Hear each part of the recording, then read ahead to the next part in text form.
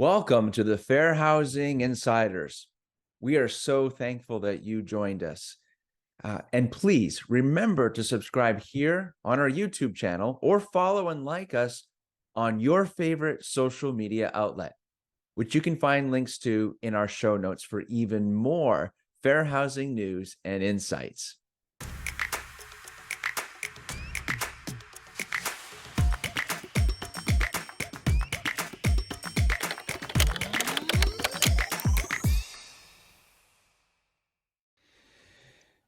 Hello, everyone, and welcome to the Fair Housing Insiders. This is episode 86, and we've got a fantastic episode prepared for you. Everyone is in the house today. Kathi, Michael, and Leslie.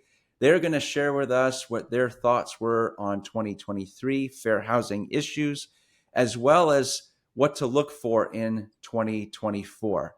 So let's kick it to Michael first. Michael, what are your thoughts on what you've personally seen from 2023 for fair housing issues?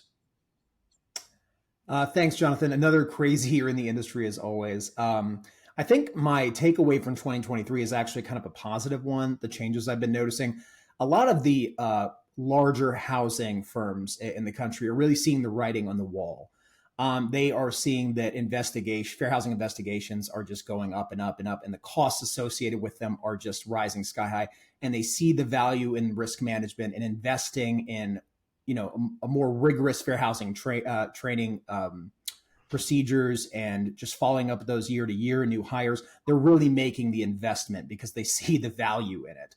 And this, even though it's coming mainly from the bigger firms that are making the big push, there really is a trickle down effect that you see in the medium and smaller housing operations. But it's good for the industry as a whole because, they really need to practice risk management and protect their profits. So I think that's a really positive change over this last year.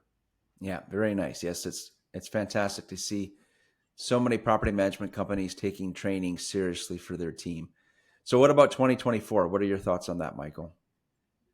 So, and this is almost the opposite side of the coin here. So, and this is a common thing that happens with emerging industries. So, I think you're going to see a really intense ramp up of HUD and other agencies and organizations trying to test and crack down on emerging housing industries. And what I mean by that, I'm going to be kind of specific here, is especially in manufactured housing and single family rentals. Obviously, single family rentals have really exploded after the last few years. A lot of new industry players are in the pool now.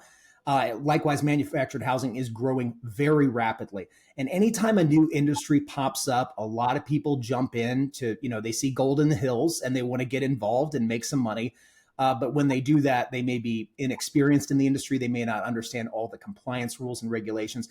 And often they're not willing to make the investment in things that won't immediately make them money. That makes them fish in a barrel for agencies like HUD and the DOJ, and they're going to go right after them. So I really hope some of those companies get on board with making sure that they are in compliance and training, because if they don't, they're going to unfortunately wake up to a rude surprise next year. Yeah, very good. Thanks, Michael. Yeah, everyone, we always need to be on alert. Make sure everyone is well trained so we don't run into those issues for sure. So, Kathi, how about you? What's your thoughts looking back on 2023?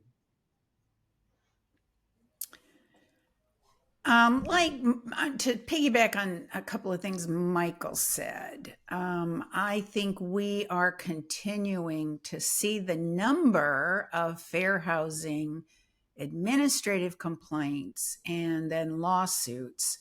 They're continuing to rise. And in the last year, I have seen a lot of cases against small, maybe mom and pop type firms who are using maybe their retirement as and trying to produce some income using rental housing. And in doing that, they're getting in over their head with a lack of understanding of very basic fair housing issues. Let me give you a good example. This past year, I can't count the number of assistance animal cases that I saw where, and sometimes you don't know the facts of the cases you're reading about, where people just said no to assistance animals, just didn't even consider it. They just said no because they didn't want a dog in their apartment or in their single family home, and they just said no. In the year 2023, it is hard to believe that there are people operating rental housing that still don't know. They can't just say no to an assistance animal. They've got to look into it and find out whether the tenant really does have a disability that can be verified. And then if the animal is necessary because of their disability, the folks in a lot of these cases didn't even take those basic steps. So I think we continue to have the need for education, and people have just got to get the word about assistance animals. It just shouldn't still be happening as often as it does. Yeah, very good. Thank you for sharing that. I know we've talked about it a lot on this show, so it's certainly one of the ongoing hot topics. So 2024, Kathi, what are your thoughts, when we get into this year? What are you looking out for? Well, I think HUD is going to be busy next year. Remember, this is the end of an administration. And therefore, there are going to be a lot of things kind of that they probably thought they would do last year when it comes to fair housing rules, notices, maybe even regulations. I thought in 23, we would see guidance from HUD about assistance animals. That seems to be my topic today, doesn't it? And we didn't. And so the last guidance from HUD was issued quite a while ago under a different administration. And I think that HUD feels pretty strongly about maybe correcting some of the information they believe was wrong in the past notice on assistance animals. So I still think they will spend some time and either do regulations or maybe just a written guidance notice about assistance animals. I have a feeling we're going to see a number of topics like that moving into 24, since this will be the end of at least this administration. Okay. Thank you, Kathi. Appreciate your insights, and our audience certainly values your comments as well.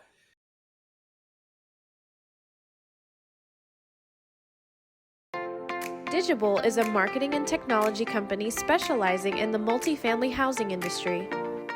We're a motley crew of industry professionals who all share a passion for a common purpose: to transform the apartment marketing industry through creative, data-driven, digital marketing and technology solutions, and world-class client support.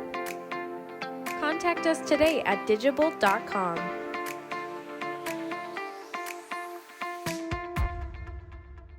Leslie, let's kick it to you now. 2023, what's your takeaways? Well, I think from what I've seen and from what a lot of us have been reading and seeing out there, this administration made it very clear, back in 21 and 22 that they were going to be making some significant efforts to look at their existing practices and regs and rules to see kind of where they could make improvements.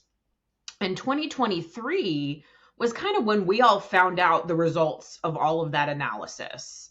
And essentially, I think that HUD has basically determined in looking at all of these existing rules and laws that they feel like current enforcement efforts towards fair housing have been insufficient, and that there is a lot of room for improvement.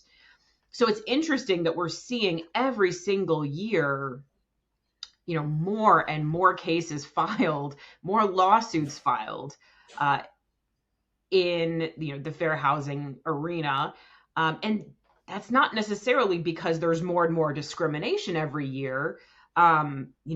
there is a lot of enforcement, but yet HUD still feels like the efforts that it has been making, or the laws and the regulations that are currently in place, are insufficient.